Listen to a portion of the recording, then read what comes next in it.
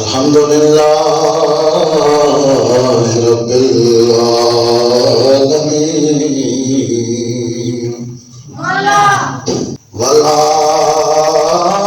والعاقبۃ للمتقین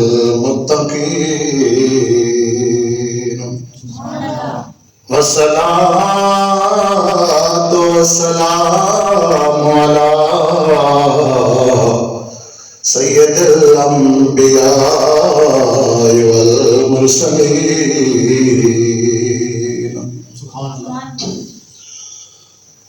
وعلی آلہ واصحابہ اجمعین اما بعد فاعوذ باللہ من الشیطان الرجیم بسم اللہ الرحمن الرحیم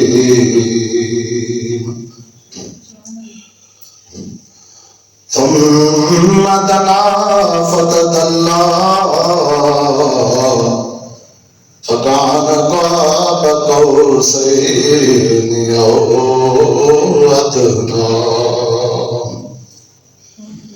صدق الله مولانا العظيم وصدق رسوله النبي الكريم إن الله وملائكته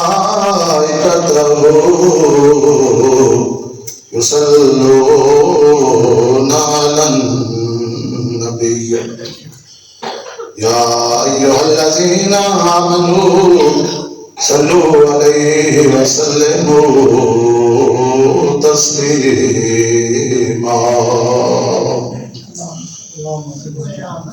اللهم صل على سيدنا مولانا محمد وعلى آل سيدنا ومولانا محمد وبارك وسلم وصل عليه الصلاة والسلام عليك يا شاهدا ومبشرا ونذيرا الصلاة والسلام عليك يا سراجا وقمرا منيرا حمد و صلوات کے بعد لاکھ احترام میرے بزرگوں بھائیوں اور دوستوں، آج جمعۃ المبارک کے بابرکت لمحوں میں واقع معراج کا چوتھے حصے کا بیان جو ہے وہ آپ سماعت کریں گے۔ رب ذوالجلال سے دعا ہے مالک کائنات مجھے، آپ کو، ہم سب کو حضور علیہ تحیت والسلام کے اس عظیم معجزے واقع معراج کو سمجھنے کی توفیق عطا فرمائے۔ سامعین گرامی، پچھلے جمعے کا بیان یہاں پر ختم ہوا تھا کہ اللہ تبارک و تعالی نے اپنے محبوب پاک کو 3 صورتیں عطا فرمائی اور معراج کے حصے بھی 3 ہی رکھے تاکہ حضور علیہ تحیت والسلام کی ہر صورت کو معراج ہو جائے۔ سامعین عزیز، پچھلے 3 جمعوں کا جو بیان آپ نے سنا وہ یہ ہے کہ 2 صورتوں کا ساتھ معراج کی رات، 2 صورتوں کا ساتھ جبرائیل امین نے بھی دیا، لیکن حضور علیہ تحیت والسلام کی جو تیسری صورت ہے اس کا ساتھ جبرائیل امین بھی نہ دے سکے۔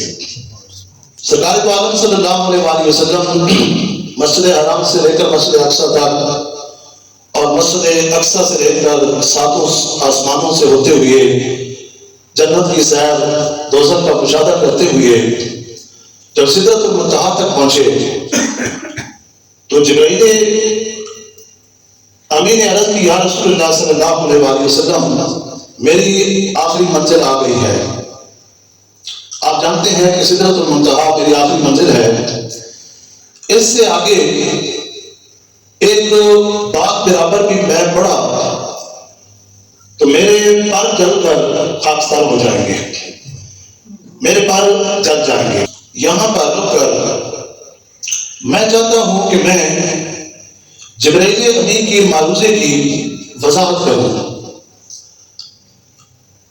سامعین دیوکار، جبرائیل امین نے یہاں پر رک کر معروضہ پیش کر دیا کہ اے رسول عربی، اے سرور کائنات، اے فخر موجودات، اے مقصود کائنات، اے گلشن کائنات، اے رنگ و بہار و خوشبو کائنات صلی اللہ علیہ وآلہ وسلم،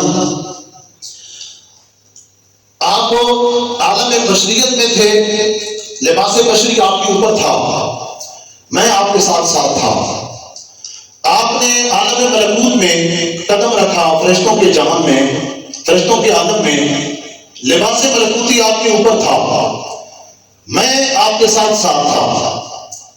اب سدرۃ المنتہا آ گیا ہے، یہاں سے آگے آپ کی صورت حقیقی جو ہے وہ ظاہر ہونے والی ہے، اور میں آپ کی اس صورت کی تاب نہیں لا سکتا، لہذا آپ جائیں اور میں یہی رہوں گا۔ حضرت جبرائیل امین نے حضور کی بارگاہ میں یہ معروضہ پیش کر کے ہمیں پیغام دیا کہ دنیا والوں یاد رکھو، محمد ناسوتی اور ہے، محمد ملکوتی اور ہے، اور محمد لاہوتی اور ہے۔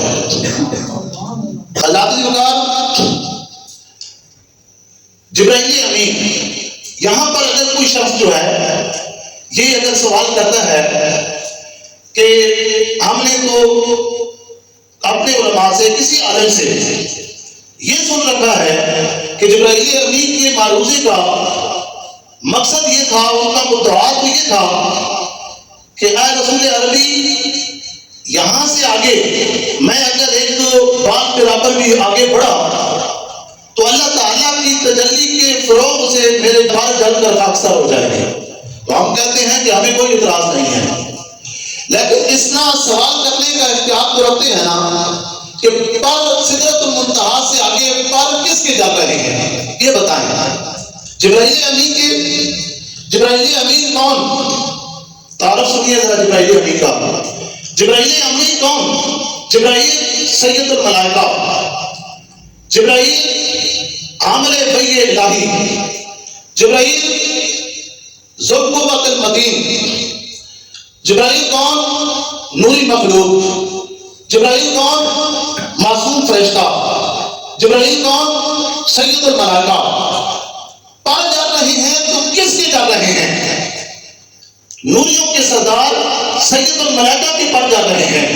تو حضرات جبرائیل امین کو تو یہ معروضہ پیش کرنا چاہیے تھا کہ اللہ کے محبوب صلی اللہ علیہ وآلہ وسلم، آپ دیکھیں میں نوریوں کا سردار ہوں، میں سدرہ والا ہوں، آپ مکے والے ہیں۔ جب سدرہ والے کے پر جا رہے ہیں، سدرۃ المنتہا سے آگے جاتے ہوئے جب نوریوں کے سردار کے پر جا رہے ہیں، سید الملائکہ کے پر جا رہے ہیں، عامل وحی الہی کے پر جا رہے ہیں، نوریوں کے سردار کے پر جا رہے ہیں، ذو القوۃ المتین کے پر جا رہے ہیں، تو اللہ کے محبوب میری محبت کا تقاضا یہ ہے کہ میں آپ کو یہاں پر روکوں۔ کیوں؟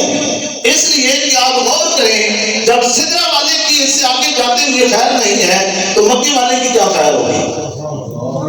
چاہیے یہ تھا کہ جبرائیل امین خود بھی رک گئے تھے اور حضور علیہ تحیۃ والسلام کو بھی سدرۃ المنتہا پر روک لیتے، لیکن جبرائیل امین نے حضور علیہ تحیۃ والسلام کو روکا نہیں، بلکہ یہ فرمایا جانے والے آپ جائیں، میں یہاں سے آگے نہیں جا سکتا۔ سبحان اللہ۔ تو یہیں سے ہمیں یہ واضح بات ملی کہ حضرت جبرائیل امین نے حضور علیہ تحیۃ والسلام کو اپنی طرح نہیں سمجھا۔ نقطہ سمجھانے لگا ہوں، پوری توجہ چاہوں گا۔ جبرائیل نے حضور علیہ تحیۃ والسلام کو نہ روک کر اپنا عقیدہ جو ہے وہ رہتی دنیا تک کے انسانوں کو، مسلمانوں کو سمجھا دیا کہ یا رسول اللہ صلی اللہ علیہ وسلم، آپ یہاں سے آگے جائیں، میں یہاں سے آگے نہیں جا سکتا۔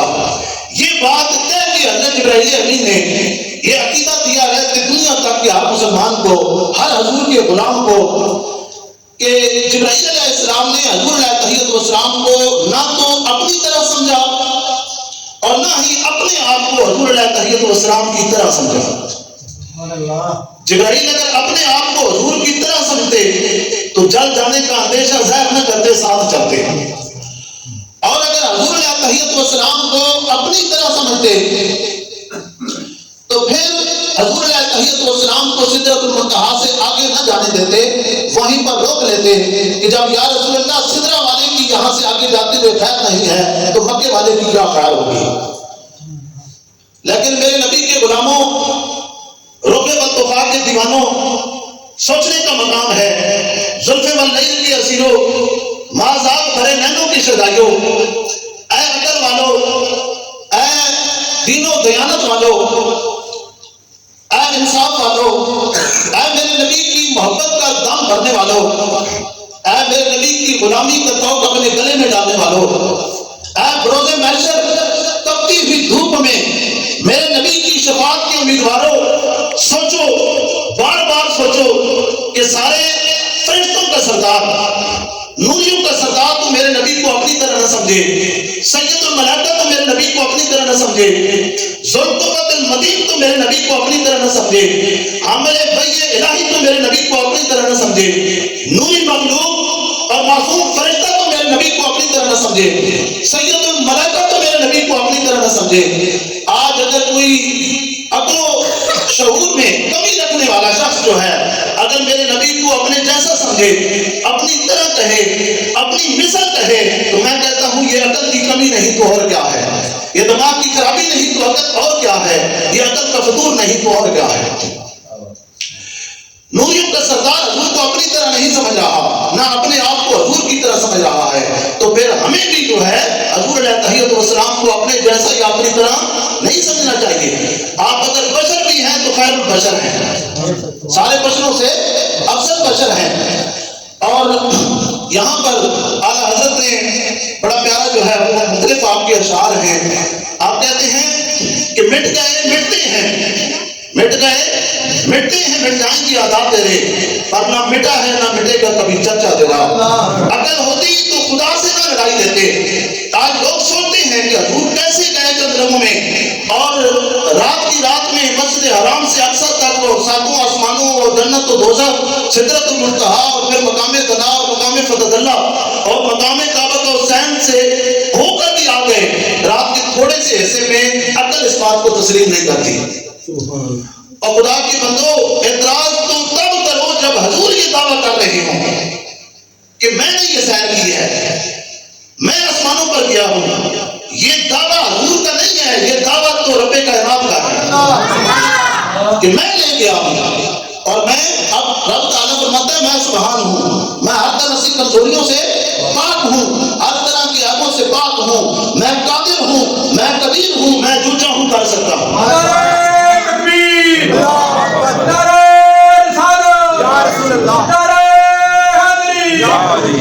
واقعہ معراج پر اعتراض کرنا جو ہے یہ در حقیقت خدا تعالیٰ کی ذات پر اعتراض کرنے کے مترادف ہے کہ خدا تعالیٰ کیسے لے گیا؟ بھائی خدا قادر و قدیر ہے، خدا جس طرح چاہے وہ کر سکتا ہے۔ تو یہ جو واقعات معراج جسمانی کا انکار کرتے ہیں لوگ، یہ در حقیقت خدا تعالیٰ کی قدرت کا انکار کر رہے ہوتے ہیں۔ اسی لیے اعلیٰ حضرت کہتے ہیں اور مقام پر عقل ہوتی تو خدا سے نہ لڑائی دیتے، عقل ہوتی تو خدا سے نہ لڑائی دیتے۔ یہ گھٹائیں اسے منظور بڑھانا تیرا، فرش والے تیری شوکت کا علم کیا جانے، اس روا عرش پہ ہوتا ہے پریرا تیرا۔ اسے رب شانے عطا کرے، عظمتیں عطا کرے، تو اس پر کوئی اعتراض کر سکتا ہے؟ نہیں کر سکتا، اور اعتراض کرنا بھی نہیں چاہیے۔ تو حضرات کی بکار شاید کہتا ہے نا، جلتے ہیں جس مقام پر جبرائیل کے، جلتے ہیں جس مقام پر جبرائیل کے، اس کی حقیقتوں کے شناسا تم ہی تو ہو۔ یہاں پر دوستو یہ بات بھی ذہن میں رکھیں کہ مخلوق کی 3 قسمیں ہیں۔ ویسے تو مخلوقات جو ہے اس کی ہزاروں قسمیں ہیں نا، لیکن جس زاویے سے، جس اینگل سے مخلوقات کی میں تقسیم کر رہا ہوں، اس حوالے سے 3 قسمیں ہیں۔ ایک ہے خاکی، دوسری ہے ناری اور تیسری ہے نوری. خاکی، ناری اور نوری. خاک سے مٹی سے کون پیدا ہوئے ہیں؟ ہم انسان پیدا ہوئے ہیں. ہم کون سی مخلوق ہیں؟ خاکی. شیطان کس سے پیدا ہوا ہے؟ شیطان ناری ہے. جنات جو ہیں اور شیطان کس چیز سے پیدا ہوئے؟ آگ سے. اس لیے وہ کیا ہے؟ ناری ہے. اور تیسری مخلوق کیا ہے؟ نوری. اللہ کی بکار آپ سوچنا، خاکی نے چھلانگ لگائے تو زیادہ سے زیادہ 8 فٹ تک 10 فٹ تک جا سکتا ہے. خاکی نے چھلانگ لگائی 8-10 فٹ تک گیا. ناری نے چھلانگ لگائی پہلے آسمان تک گیا. نوریوں کے سردار نے سفر اختیار کیا سدرۃ المنتہا تک گیا اور وہاں جا کر جو ہے رک گئے. اور وہاں سے آگے جس ہستی نے سفر کیا، اب یہ بتائیں کہ وہ مخلوقات میں سے کس قسم سے تعلق رکھتی ہے. اسی لیے یاد رکھیں، میں نے جس طرح ابتدا میں کہا، میرے اور آپ کے آقا اس دنیا کے اندر 3 صورتیں لے کر آئے ہیں. کتنی صورتیں؟ 3 صورتیں. صورت بشری، صورت ملکی جسے آپ صورت نوری بھی کہہ سکتے ہیں، اور تیسری صورت کون سی ہے؟ صورت حقی. تیسری صورت کون سی ہے؟ صورت حقی. تو حضرات بکار جبرائیل امین سدرۃ المنتہا تک پہنچے تو عرض کی اس سے آگے اب میں نہیں جا سکتا یا رسول اللہ، اس لیے کہ اس سے آگے آپ کی تیسری صورت جو ہے صورت حقیقت محمدیہ جو ہے وہ بے حجاب ہونے والی ہے. اس سے آگے حقیقت محمدیہ بے حجاب ہونے والی ہے، بے نقاب ہونے والی ہے. اس لیے میں اس سے آگے نہیں جا سکتا. حضرات بکار یہاں پر رکا، میں آپ کو یہ بھی بتاتا چلوں، یہ جو فرشتے ہیں نا، یہ عقل والے ہیں. ہمارے علماء لیتے ہیں فرشتے کیا ہیں؟ عقل والے ہیں، عشق والے نہیں ہیں. اگر جبرائیل امین عشق والے ہوتے تو پھر حضور علیہ تحیت والسلام کے ساتھ چلتے، جل جانے کا اندیشہ ظاہر نہ کرتے. جو عشق والے ہوتے ہیں وہ جلنے سے گھبرایا نہیں کرتے. حضرت ابراہیم علیہ السلام کا واقعہ آپ کے سامنے ہے. بے خطر کود پڑا آتش نمرود میں عشق، اگر ہم بے تماشا ہے لبے پاؤں ابھی. عشق والے آگ سے یا کسی چیز سے بھی ڈرتے نہیں ہیں. اس لیے مولانا روح فرماتے ہیں جبرائیل، ہم مانتے ہیں کہ تو شریف بھی ہے، عزیز بھی ہے، محترم بھی ہے، مکرم بھی ہے، تو قطب سماویہ کا حافظ بھی ہے، محافظ بھی ہے، امین بھی ہے، تو 1,24,000 انبیاء کا صحابی بھی ہے. لیکن اے جبرائیل، تو شمع محمدی کا پروانہ نہیں. اگر تو شمع محمدی کا پروانہ ہوتا تو جل جانے کا اندیشہ ظاہر نہ کرتا، اس لیے کہ پروانے کا کام ہی جلنا ہوتا ہے. پروانہ جو ہے وہ شمع سے عشق رکھتا ہے، محبت کرتا ہے. اسے اس چیز سے کوئی غرض نہیں ہوتی کہ وہ جل جائے گا یا بچ جائے گا، اس کی جان بچ جائے گی یا جل جائے گی. شمع کے ساتھ اسے محبت ہے، وہ شمع پر جاتا ہے. ایک پل کے ملاپ کے لیے ہی بے شک اسے زندگی ملے اور اس کے بعد اس کی زندگی ختم ہو جائے، لیکن جل جانے سے وہ ڈرتا اور گھبراتا نہیں ہے. تو حضرات جبرائیل امین کیا ہو گئے؟ وہاں پر رک گئے، جل جانے کا اندیشہ ظاہر کر دیا. اس لیے مولانا روح فرماتے ہیں کہ جبرائیل تو شریف بھی ہے، عزیز بھی ہے، مگر تو شمع محمدی کا پروانہ نہیں ہے. سامعین وقار، آپ دیکھیں کہ 1,24,000 انبیاء نیچے مسجد اقصی میں رہ گئے. حضرت آدم علیہ السلام اوپر گئے تو کہاں تک اٹھے؟ پہلے آسمان تک. حضرت یحییٰ اور عیسیٰ علیہ السلام بہت اونچے گئے تو کہاں تک؟ دوسرے آسمان تک. حضرت یوسف علیہ السلام بہت اونچے گئے تو کہاں تک پہنچے؟ تیسرے آسمان تک. حضرت ادریس علیہ السلام بہت اونچے گئے تو کہاں تک گئے؟ چوتھے آسمان تک. حضرت ہارون علیہ السلام اٹھے تو کہاں تک؟ 5ویں آسمان تک. حضرت موسیٰ علیہ السلام بہت اونچے گئے تو کہاں تک پہنچے؟ 6 آسمان تک. ابراہیم علیہ السلام اوپر اٹھے تو کہاں تک؟ 7ویں آسمان تک. نوریوں کا سردار جبرائیل امین بہت اوپر تک گئے تو کہاں تک؟ سدرۃ المنتہا تک. لیکن سدرۃ المنتہا سے آگے کون گیا؟ وہ ذات گئی جس کے لیے رب ذوالجلال نے یہ ساری کائنات کو بنایا. اسی لیے دوستو شاعر کہتا ہے نا، بڑی پیاری لفظائی ہے، توجہ سے سننا. شاعر کہتا ہے بہت اونچے گئے موسیٰ تو کوئی دور تک پہنچے. بہت اونچے گئے موسیٰ اللہ کا جلوہ دیکھنے کے لیے، کوئی دور پر گئے تھے نا. بہت اونچے گئے موسیٰ تو کوئی دور تک پہنچے. اٹھے تو تو حضرت عیسیٰ تو چوتھے فلک کے بوند تک پہنچے. نظر والو دیکھ لو محمد کی بلندی کو، چلے بیت الحرم سے اور خدا کے نور تک پہنچے. یہ مقام مصطفیٰ ہے، یہ عظمت مصطفیٰ ہے. حضرت جبرائیل امین نے جب سدرۃ المنتہا سے آگے جانے لگے نا تو حضور علیہ السلام نے جبرائیل امین کو مخاطب کر کے کہا کیا ہے جبرائیل، تیرا آخری قدم میرا پہلا قدم، تیرا آخری قدم میرا پہلا قدم، تیری انتہا میری ابتدا، تیرا اختتام میرا افتتاح، تیری والناس میری بسم اللہ.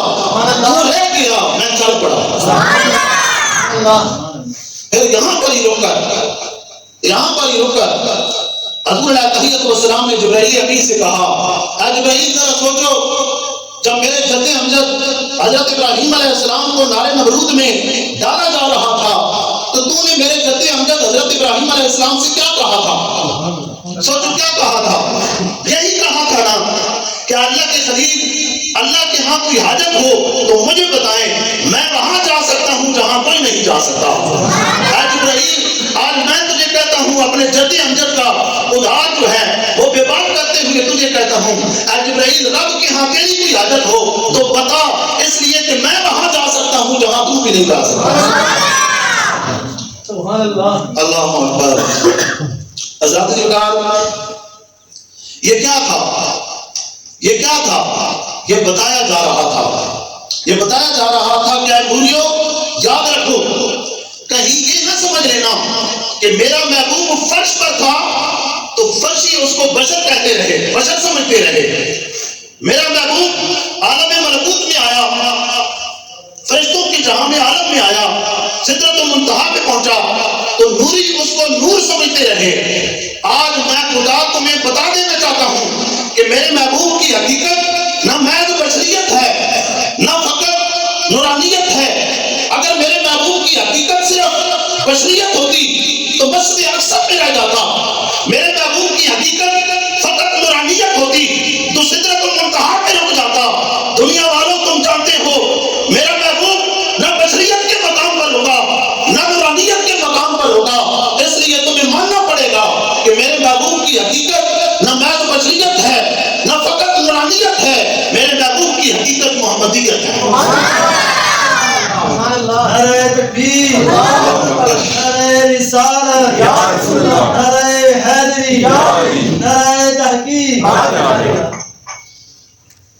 دوستو یہ وہی حقیقت محمدیہ ہے جس کے بارے میں ایک موقع پر حضرت ابوبکر صدیق رضی اللہ تعالیٰ عنہ نے بارگاہ رسالت امام میں سوال کیا تھا یا رسول اللہ یہ بتائیں آپ کی حقیقت کیا ہے؟ تو حضور علیہ السلام حضرت ابوبکر صدیق سے مخاطب ہو کر کہا تھا کہ ابوبکر یاد رکھو میری حقیقت کو میرے رب کے سوا کوئی نہیں جان سکتا. اسی لیے شاعر کہتا ہے حقیقت محمد دی پا کوئی نہیں سکتا، حقیقت محمد دی پا کوئی نہیں سکتا، ایک ہاں چپ دی جا ہے اللہ کوئی نہیں سکتا. ادھر جو ہے زبان جو ہے کوئی بھی نہیں چلا سکتا کیونکہ یہ حضور علیہ السلام کے مرتبے اور مقام عظمت و شان کی بات ہو رہی ہے. یہاں عقل کے گھوڑے نہیں اڑائے جا سکتے. اس لیے دوستو میں کہا کرتا ہوں کہ اگر مرتبہ مقام مصطفیٰ کو حضور علیہ السلام کے مرتبے اور مقام کو عظمت و شان کو اگر سمجھنا چاہتے ہو عقل کے ترازو پر تولنے کی کوشش کرو گے مقام مصطفیٰ کو کبھی بھی نہیں سمجھ سکتے.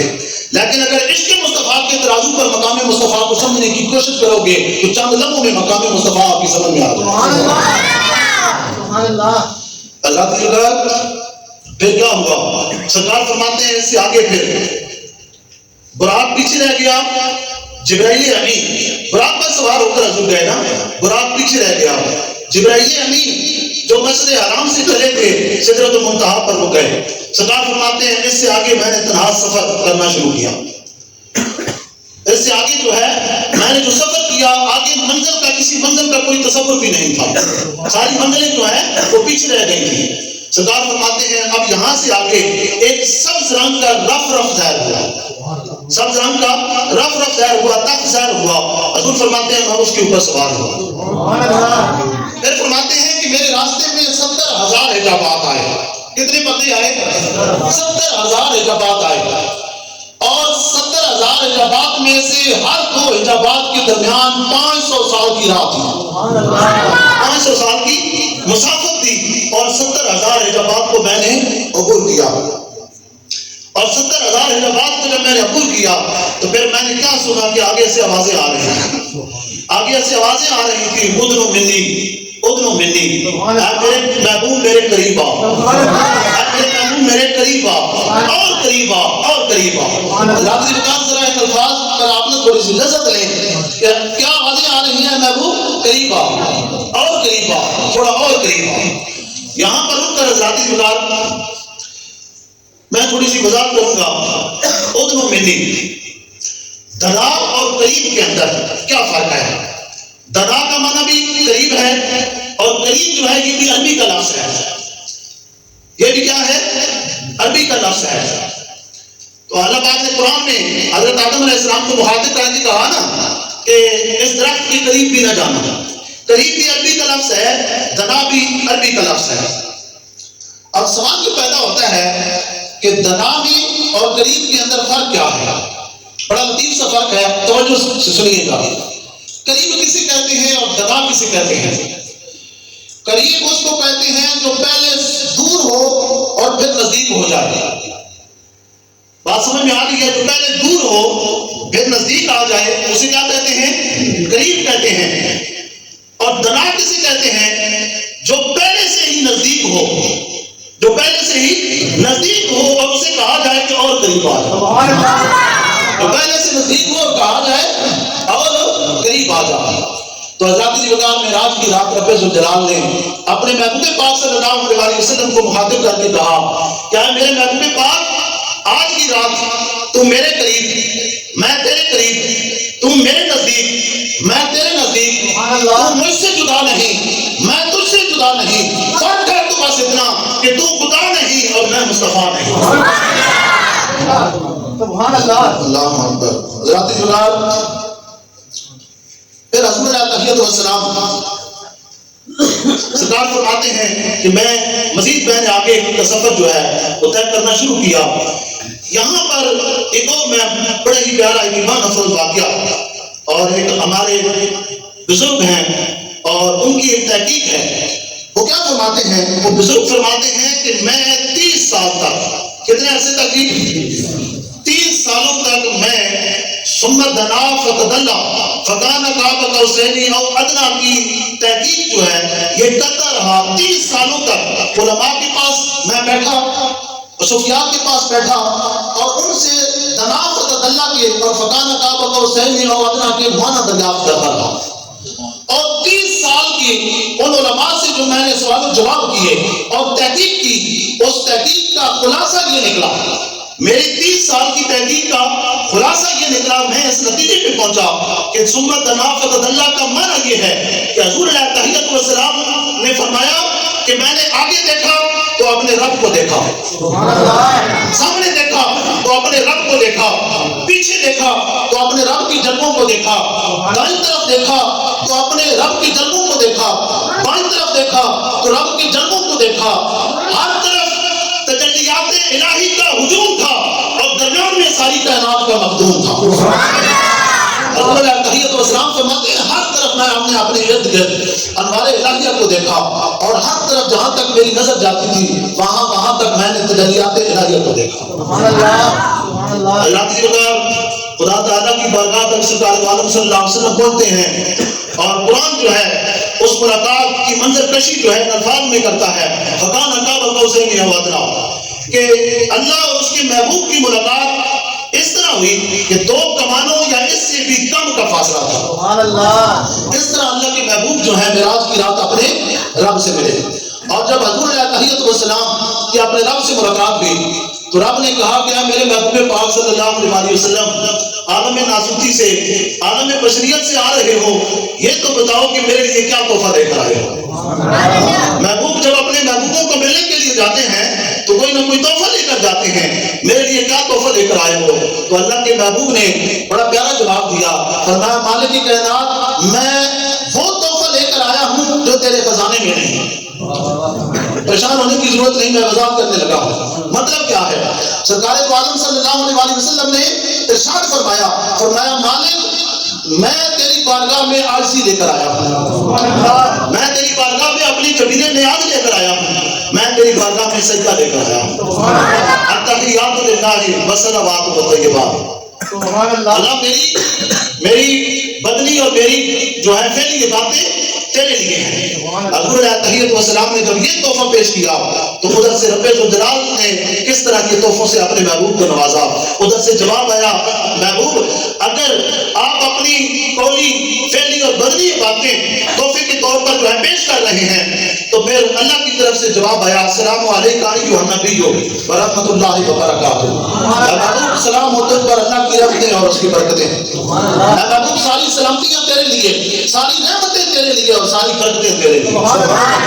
حضور نے فرمایا السلام علینا وعلی عباد اللہ الصالحین، سلام ہو ہم پر اور اللہ کے صالح بندوں پر۔ یہاں پر حضور علیہ التحیت والسلام نے جب اللہ کی طرف سے رحمتوں کی اور برکتوں کی چھمن چھم بارش ہوتی دیکھی نا تو حضور علیہ التحیت والسلام نے اپنی امت کے صالح بندوں کو بھی اس میں شامل فرما لیا۔ فرمایا سلام ہو ہم پر اور اللہ کے صالح بندوں پر، نیک بندوں پر۔ حضرات دیوار ہم حضور علیہ التحیت والسلام پر سلام بھیجتے ہیں اور یہاں پر دیکھیں حضور علیہ التحیت والسلام تو ادھر بھی اللہ سے جب ملاقات کرنے کے لیے گئے تو وہاں پر سرکار دو عالم صلی اللہ علیہ وسلم تو نیک جو صالح بندے ہیں انہیں بھی سلام کے اندر شامل فرما رہے ہیں۔ حضور فرما رہے ہیں کہ میری امت کے ابدالوں پر بھی سلام، میری امت کے اولادوں پر بھی سلام، میری امت کے غوثوں پر سلام، میری امت کے ولیوں پر بھی سلام۔ اس لیے اگر ہم حضور علیہ التحیت والسلام کی بارگاہ میں صلاۃ و سلام کا نذرانہ پیش کریں تو یہ کوئی نئی بات نہیں ہے۔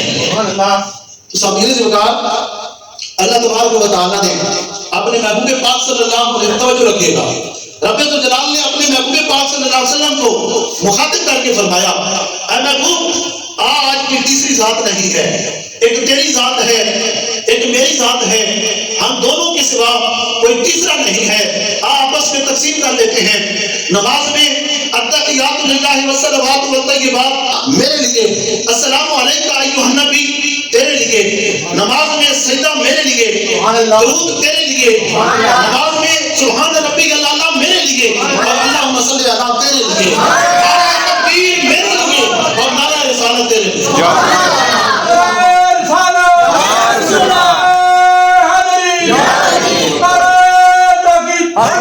آپ لوگ تقسیم کر لیتے ہیں، نماز میں التحیات میرے لیے، السلام علیکم ایھا النبی تیرے لیے، سجدہ میرے لیے، درود تیرے لیے، سبحان ربی اللہ میرے لیے، اللہم صلی علی تیرے لیے، نعرہ تکبیر میرے لیے اور نعرہ رسالت تیرے لیے۔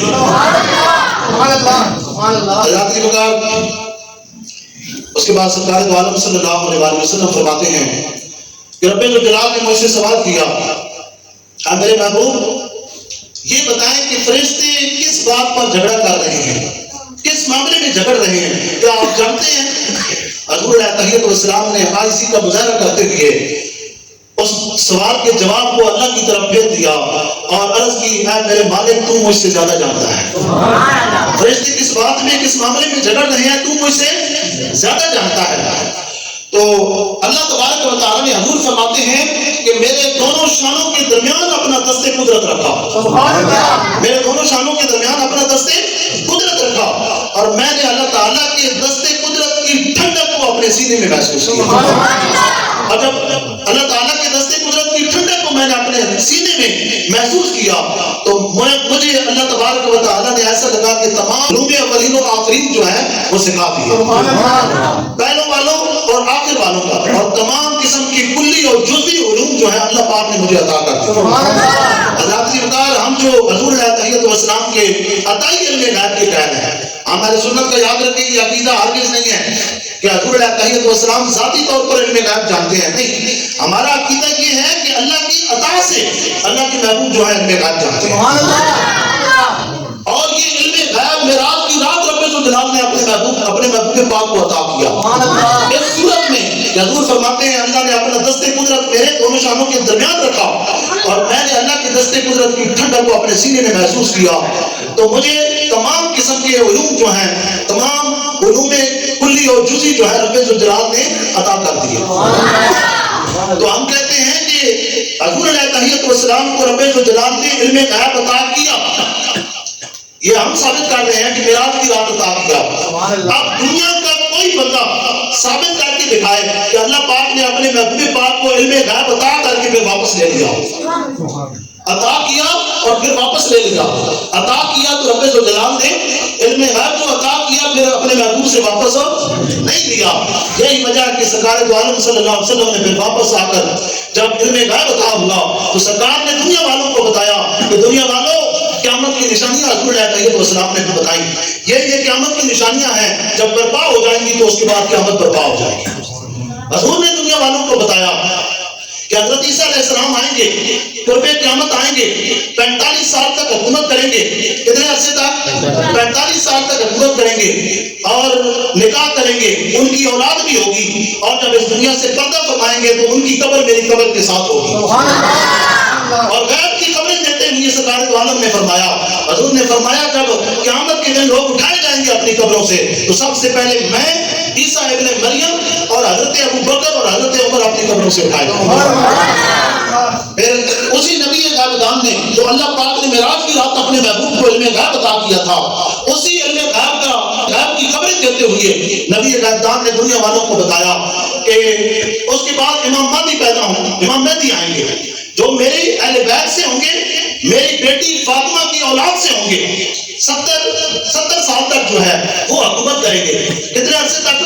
70 سال تک وہ حکومت کریں گے اور اس کے بعد جو ہے مختلف قسم کی قرب قیامت جو ہے چیزیں وہ نمودار ہوں گی اور اس کے بعد میدان محشر جو ہے وہ برپا ہوگا۔ تو ذاتی ابھی بہت کچھ باقی ہے، واقعہ معراج کا جو باقی حصہ ہے انشاءاللہ اگلے جمعہ پر آپ سنیں گے، لیکن میں بار بار آپ کو کہہ چکا ہوں ہمارے دلوں کے اندر یا تو حضور کی وہ محبت نہیں ہے یا عشق نہیں ہے۔ حضور کی کمالات، آپ کے معجزات، حضور کی رفتوں اور عظمتوں کی بات ہو رہی ہے اور ہمارے پاس جو ہے سننے کے لیے وقت نہیں ہے، وہ ذوق نہیں ہے، وہ شوق نہیں ہے۔ اس ملاقات میں مزید کیا ہوا اگلے جمعہ پر آپ آواز سنیں گے۔ آج صرف یہ سن لیں کہ شاید جو ہے اس ملاقات کی منظر کشی ان الفاظ میں کرتا ہے۔ شاید کہتا ہے اس ملاقات میں کیا ہوا، شاید کہتا ہے خدا جانے کی کیسی ملاقات ہوئی، خدا جانے کیسی ملاقات ہوئی، یا جانے نبی کی کیسی گل بات ہوئی، خدا جانے کی کیسی ملاقات ہوئی یا جانے نبی کی کیسی گل بات ہوئی، بس اتنا پتہ ہے آسی کی امت نہیں سونا لے کے شفاعت کا پیغام۔